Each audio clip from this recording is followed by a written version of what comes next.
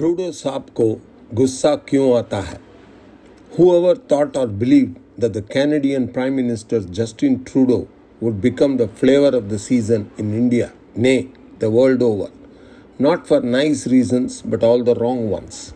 Suddenly from nowhere, nation wants to know why Trudeau साहब को गुस्सा क्यों आता है. Let us get real with facts. It's nothing but politics, stupid, as it always seems to be. Viral videos reveal that a separatist group in Sikhs for Justice spokesperson Gurpreet Singh Panun was the first one to float the so-called deep state in India balloon idea as being behind the killing of Hardeep Singh Nijjar on June 18, 2023. It is the assets of this person that the Indian state has today attached in Punjab. It was this allusion that was made by Gurpreet Singh Panun that was picked up by Trudeau after his disastrous trip to India for the G20 summit by an ill-advised, undiplomatic, visceral and politically motivated address in Parliament. No nation or its leader would do it, never ever done this before, and surely not a supposed liberal Western democracy. It was diplomatically naive and bizarre. Was not Trudeau privy to the lookouts to both Nijjar and Panun as comrades in arms, even in over 30 terrorism-related crimes, and were on the wanted list under the very rule of law doctrine that Trudeau is now touting? It was a clear and present danger that impacted Indian state's integrity and sovereignty, repeatedly wired to Trudeau nation but never responded to. It is deeply moving and touching today that Trudeau has espoused this cause as if an international one from the flip side of slain Nijjar camp. That is some batting for an anachronistic rule of law doctrine.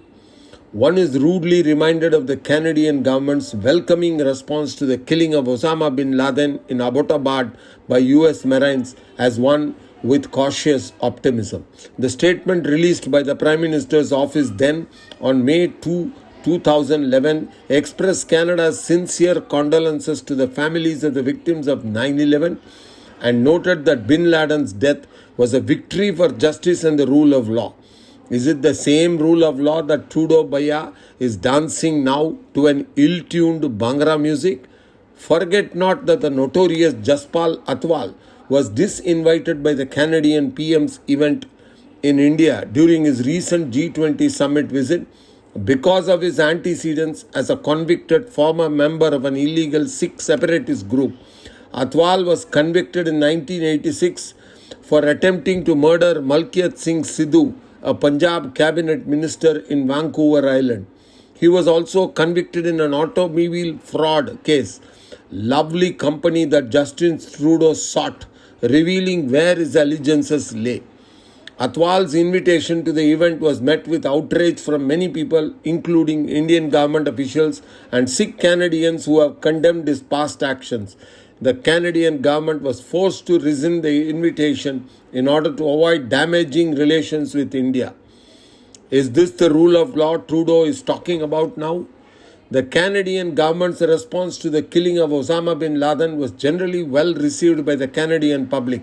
A poll conducted by Nanos Research on May 3-4, 2011 found that 81% of Canadians approved of the US raid that killed bin Laden. The poll also found that 76% of Canadians believed that bin Laden's death would make the world a safer place. There have been a number of instances of extraterritorial killing by the CIA and other Western intelligence agencies. Some of the most well-known examples could include the assassination of Osama bin Laden in Abbottabad, Pakistan in 2011, the killing of Anwar al-Awlaki, a US citizen and Al-Qaeda propagandist in a drone strike in Yemen in 2011, and the killing of Iranian nuclear scientist Mohsen Fakhrizadeh in 2020 assassination in Tehran. Just a few cherry-picked illustrations. There are more, and the Anglosphere has a lot to hide. The CIA and other Western intelligence agencies, from the Five Eyes of Winston Churchill legacy, from his Iron Curtain speech, of which Canada is one eye, defend the use of extraterritorial killing, arguing that it is a necessary tool in the fight against terrorism. They argue that extraterritorial killing can be used to target terrorists who cannot be captured or brought to justice through other means. They also argue that extraterritorial killing can deter future terrorist attacks. Trudeau played a big part in the Delhi protests against Modi government's farm laws with a lot more than vocal support. And he was least hesitant in pandering to Sikh support back home. Justin Trudeau's Liberal Party of Canada has a confidence and supply agreement with the New Democratic Party, NDP as it is called, which is led by Jagmeet Singh, a Sikh Canadian not unknown for Khalistan slant. Trudeau is facing a tough re-election in 2025. He cannot afford to antagonize the Sikh voting group even with a separatist agenda. For every vote counts in their pay and play rigmarole, which lets the Sikh community punch well beyond its demographic might in Canada. Why bother when it may suffice to just quote Justin Trudeau's fellow Canadian, Jordan Peterson? Jordan Peterson is a Canadian clinical psychologist and professor emeritus of psychology at the University of Toronto. He is known for his conservative views on politics and culture. Peterson has been a vocal critic of Justin Trudeau and his policies. His recent criticism includes that Trudeau has a viral pathogenic influence on the Canadian nation. He talks loud about rule of law but pays just lip service to it. His agony aunt rants during the Canadian trucker strike exposed it like no other. In the name of leading a progressive liberal government, he practices the art of hypocrisy as a master class. The world knows it. Canada will soon realize it in real time, said Jordan Peterson. Incidentally, in a very recent poll in Canada, Justin Trudeau's popularity has taken a deep plunge. In fact, the Canadians themselves want him out.